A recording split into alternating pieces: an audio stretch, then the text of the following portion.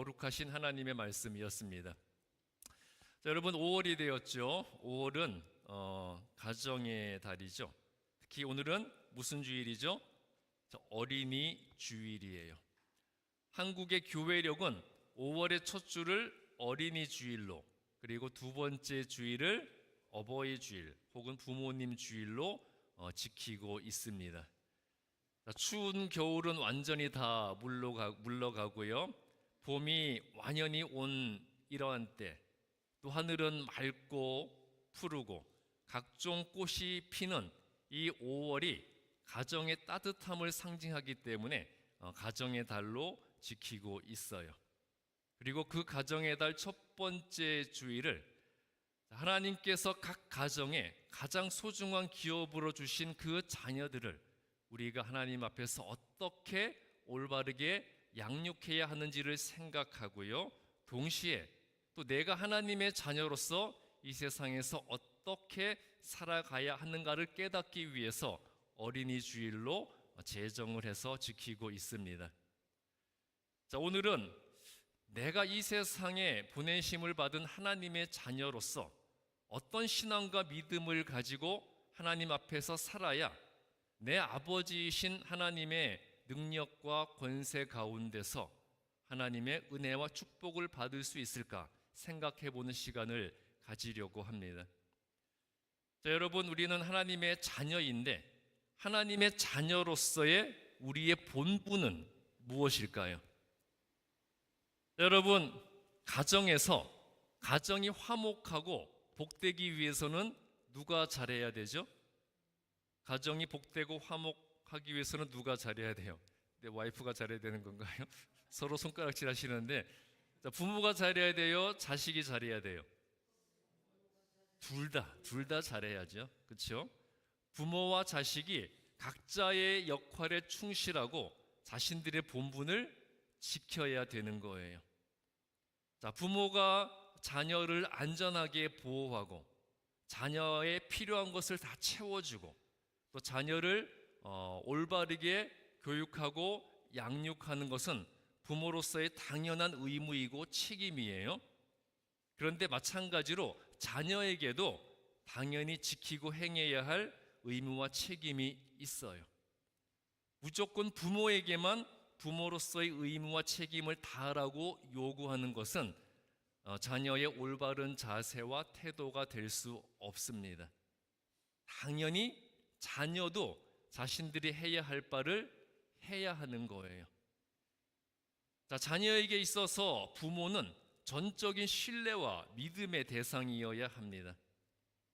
그러한 절대적인 신뢰와 믿음에 의해서 자발적으로 순수하게 행하는 순종이 따라야 돼요. 자, 그런데 엄마 아빠가 하는 말 무조건 들어. 엄마 아빠는 두 말 하는 사람 아니야. 우리 두 번 말 안 해. 알지? 한 번 말할 때, 좋게 말할 때 엄마 아빠 말 들어.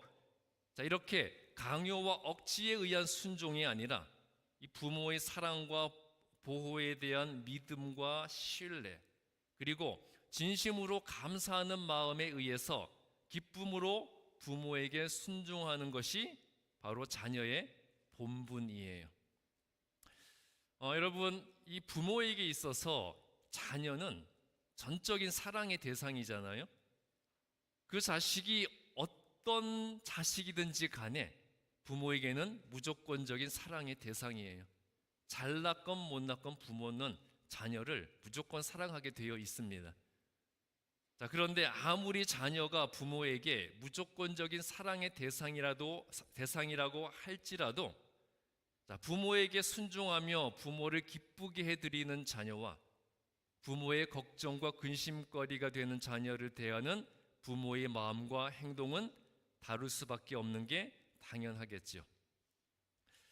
자, 어린아이에게 부모는 절대적인 의지와 믿음의 대상이에요. 어린아이들에게 내 엄마 아빠는 어떤 존재입니까? 무엇이든 다 할 수 있고 모르는 것이 없고 나에 대해서 가장 잘 알고 내가 필요한 것은 무엇이든지 반드시 제공해주는 절대적 능력을 가진 존재로 믿어 의심치를 않아요. 그래서 부모를 믿고 무엇이든지 맡기기만 하면 다 해주고요. 또 내가 원하는 것은 어떻게 해서든지 다 이루어주는 전지전능한 슈퍼맨 같은 존재가 바로 부모잖아요. 그런데 그 어린 자녀가 나이가 들수록 어떻게 됩니까? 나이가 들수록 부모에 대한 의존도는 줄어들고요. 또 시간이 지나면서 부모의 말은 무시하고 부모의 생각과 의견은 다 일축해 버리게 되죠. 어린 자녀가 이제 청소년이 되면 어릴 때 절대적 믿음과 신뢰의 대상이었던 부모가 청소년이 된 자녀의 눈에는 어떻게 보이게 될까요? 우리 엄마 아빠가 무엇이든지 다 할 수 있는 그런 존재는 절대 아니구나. 우리 엄마 아빠도 모르는 것, 할 수 없는 것이 훨씬 더 많구나. 그것을 알게 되고요. 그러다가 20대가 되면 이제 부모를 옛날 것만 주구장창 주장하는 옛 시대의 구시대의 인물로 여기게 되고요. 30대가 되면 어떻게 돼요? 30대가 되면 부모의 말은 제일 먼저 우선적으로 걸러버리게 되죠. 그러다가 부모가 세상을 떠난 후에 내가 40대, 50대가 되면 그제서야 깨닫게 되는 거죠. 우리 부모님이 가장 지혜로운 사람이었구나. 그렇게 후회를 하면서 지금 내 부모님이 살아 계시다면 나에게 가장 지혜롭고 현명한 도움을 줄 수 있을 텐데 그렇게 후회를 한다고 그래요. 그런데요, 신앙생활에 있어서도 똑같은 과정이 발생을 합니다. 어릴 때에는 교회에서 배운 성경 말씀을 절대적 진리로 믿고요. 그리고 기도를 할 때도 내가 기도하는 것은 반드시 이루어진다는 믿음을 가지고 기도를 해요. 그랬던 아이들이 청소년이 되면 어떻게 돼요? 신앙적으로, 영적으로 사춘기에 접어들게 되는 거잖아요. 왜 내가 엄마 아빠가 믿는 하나님을 나도 믿어야 되는 거지? 왜 엄마 아빠가 다니는 교회를 나도 다녀야 되는 거지? 그런 의문이 들고, 그렇지만 어쩔 수 없이 부모를 따라 교회를 다니게 되는데 그나마 그래도 교회에서 친구 만나는 재미로 이제 불만을 해소를 합니다. 그러다가 또 청년이 되면 아직 경제적 독립은 이루지 못해서 부모로부터 경제적 지원은 받더라도 반드시 신앙의 독립은 이루고야 말아요. 나도 이제 어른이 됐으니까 무조건 엄마 아빠 따라서 교회는 가지 않는다. 신앙의 독립을 이루게 된다는 거죠. 그리고 요즘처럼 이 과학과 문명이 발전한 시대에 하나님과 예수님을 믿는 것은 너무 어리석은 일로 보이는 거고요. 또 이 진화론을 말하는 사람들 앞에서 창조론을 이야기하고 예수님의 성육신과 부활을 이야기하는 그런 멍청하고 쪽팔린 짓은 절대 하지 않으려고 해요. 그러다가 더 나이가 들어서 자기가 결혼을 하고 스스로 가정을 이루게 되면 당연히 내 자녀에게 어떻게 하겠습니까? 내 자녀에게 신앙과 믿음의 중요성은 절대로 강조하지 않아요. 교회에 가서 시간 낭비하지 않게 하고요. 신앙과 믿음은 그냥 사회활동과 인맥을 위해서 그냥 적당히 교양생활 정도로만 하게 하고 그 무엇보다 세상에서의 성공과 출세를 가장 중요한 것으로 자녀들에게 주입을 시킵니다. 그래서 그러한 노력의 대가로 자녀가 좋은 학벌을 가지고 좋은 직장에서 돈 잘 벌고 좋은 집안의 배우자 만나 결혼하게 되면 내가 자식 교육 잘 시켰다면서 스스로 만족해 하고요. 자기의 삶을 성공한 인생으로 합리화를 해요. 여러분, 그런데요, 그렇게 성공적인 삶을 세상에서 살았다고 스스로 자부하다가 지금 죽어서 지옥에 가 있는 사람들이 얼마나 많겠습니까? 신앙을 멀리하고 세상에서 성공적인 삶을 살았다고 자식 잘 키웠다고 그렇게 스스로 자부하던 사람들이 지금 죽어서 지옥에 가 있는 사람이 얼마나 많겠냐는 거예요. 여러분, 더 큰 문제는 뭔지 아세요? 더 큰 문제는 이런 사람들은 자기만 지옥에 가는 게 아니에요. 누구까지 지옥에 가게 만듭니까? 그 소중한 자기 자식들까지 지옥 가게 만들어 버리는 데 있습니다. 자, 교회가 갈수록 고령화되고 노령화되고요. 교회에 젊은이들과 어린아이들이 없고 기독교인의 숫자가 갈수록 줄어드는 이유가 바로 여기에 있어요. 예수 믿는다는 자들이 하나님의 자녀로서의 본분을 지키지 않기 때문입니다. 자, 부모와 자녀 관계에 있어서 어릴 때에는 부모를 절대적으로 믿고 신뢰하다가 나이가 들면 부모를 무시하고 나보다 못한 자로 낮추어 보게 되다가 결국 부모가 죽어서야 내 부모가 가장 지혜로운 사람이었다는 것을 절실히 깨닫게 된다고 했잖아요. 즉 어린아이였을 때 부모를 절대적으로 믿고 신뢰하고 의지했던 그 마음과 자세가 가장 정확했다는 거잖아요. 그렇죠? 그러니까 그 마음과 삶의 자세를 처음부터 끝까지 변함없이 한결같이 유지한다면 우리가 가장 지혜롭게 또 후회 없이 살 수가 있습니다. 하나님과의 관계도 마찬가지예요. 어릴 때에는 아무 의심 없이 하나님의 말씀을, 예수님의 가르침을 진리로 믿죠. 그러다가 나이가 들고 어른이 되어갈수록 어떻게 돼요? 믿음보다는 과학과 이성을 더 신뢰하고요. 또 예수님보다 세상의 기쁨과 즐거움을 더 중요하게 여기면서 살다가 죽어서야 후회하는 게 인간의 어리석음입니다. 그렇기 때문에 어린아이였을 때의 믿음 혹은 예수님 처음 믿었을 때의 그 순수한 믿음을 한결같이 유지해야 하는 거예요. 왜냐하면 하나님은 어린아이와 같이 순수하고 절대적인 믿음만을 바라고 기대하시기 때문입니다. 여러분, 어린아이는 언제 사랑을 받습니까? 어린아이는 어떨 때 사랑을 받죠? 어린아이는 어린아이다울 때, 어린아이다워야 사랑을 받는 거예요. 어린아이가 부모를 절대적으로 믿고 의지하고 부모를 무조건 신뢰하고 부모의 말에 기꺼이 순종하면서 부모 앞에서 재롱도 부리고 예쁜 짓을 해야 사랑을 받는 거잖아요. 자, 어린아기들이 어떨 때 제일 이쁩니까? 뭐 할 때 예뻐요?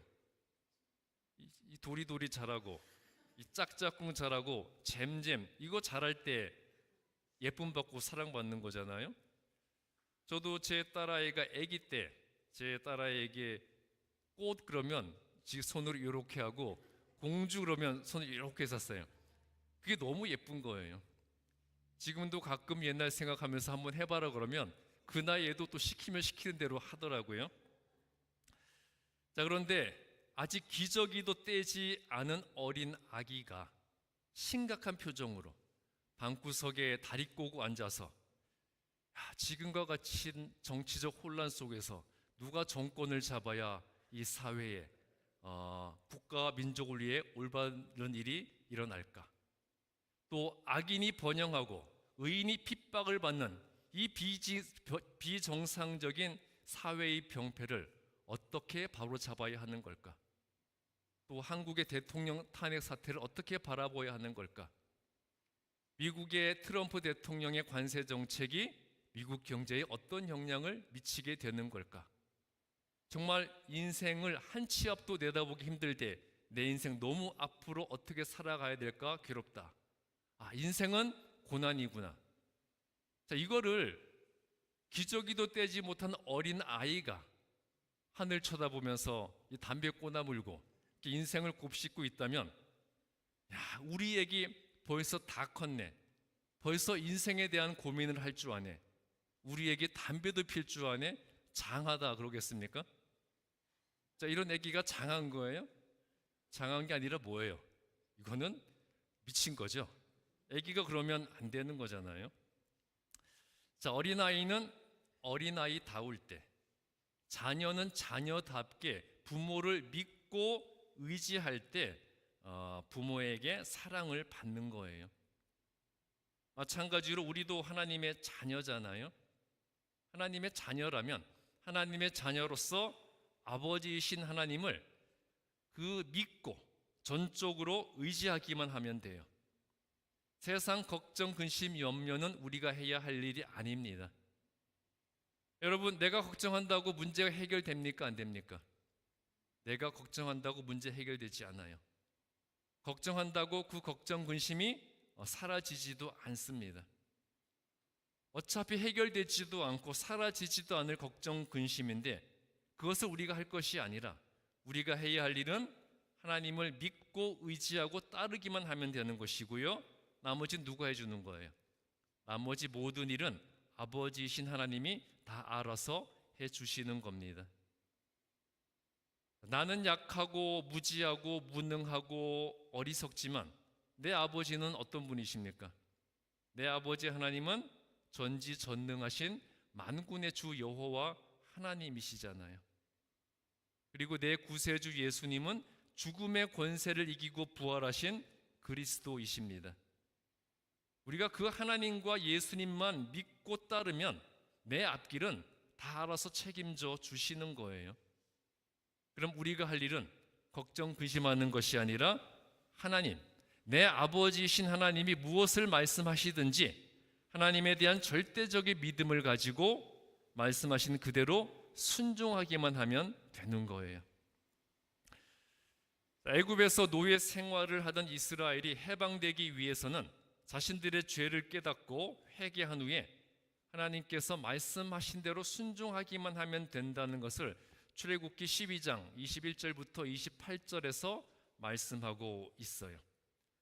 먼저 출애굽기 12장 21절부터 22절을 보시면 이스라엘 백성들이 자기 가족의 숫자대로 어린 양을 잡아서 그 피를 문설주와 임방에 바르면, 문설주는 뭐예요?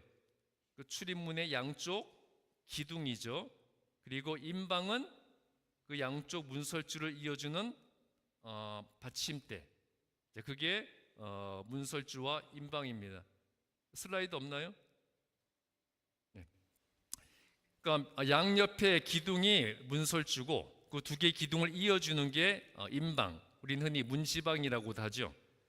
자, 그 문설주와 임방에 어린 양의 피를 발라 놓으면 하나님의 사자가 애굽을 심판하실 때 이스라엘의 집은 죽음에서 구원해 준다고 하셨어요.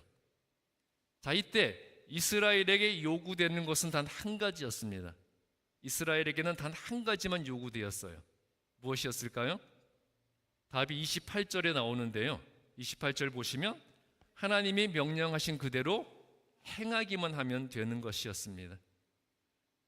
자, 이스라엘 백성들은 자신들의 죄를 대신해서 죽은 어린 양의 피를 보면서 자기들이 하나님 앞에 죄인이었다는 사실을 깨닫고요. 이제부터는 자신들의 죄를 용서하고 구원하신 하나님이 하시는 말씀대로만 순종해야 했어요. 하나님이 어린 양을 잡아서 그 피를 출입문에 바르라고? 왜 그래야 되는 거지? 죄사함을 받기 위해서 우리가 왜 그렇게 해야 되는 거지? 우리가 그렇게 한다면 어떤 방법으로 우리를 해방시켜 주신다는 거지? 이스라엘은 그것을 걱정하고 그 문제를 따질 필요가 없었어요. 그 이유와 방법의 의문을 가지고 하나님의 명령대로 행하지 않는 자들은 이스라엘 백성이라도 하나님의 심판을 피할 수가 없었습니다. 그리고 여기서 중요한 것은요, 26절부터 27절 말씀처럼 이스라엘은 이 모든 일들을 자신들의 자녀들에게도 알리고 가르쳐 주어야만 했습니다.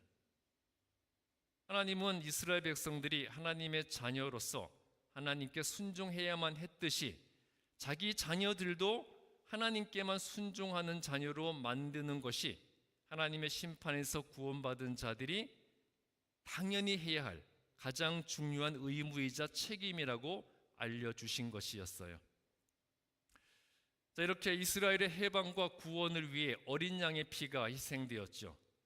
이렇게 이스라엘의 해방과 구원을 위해서 희생되었던 어린 양의 피는요, 예수님께서 모든 인류의 죄를 대신해서 흘리셨던 보혈의 피를 상징했다는 것을 마태복음 26장 26절부터 28절에서 증거하고 있어요. 자, 예수님은 그 어린 양의 피로 이스라엘이 구원받은 것을 기념하는 유월절에 제자들과 함께 마지막 식사를 하셨어요.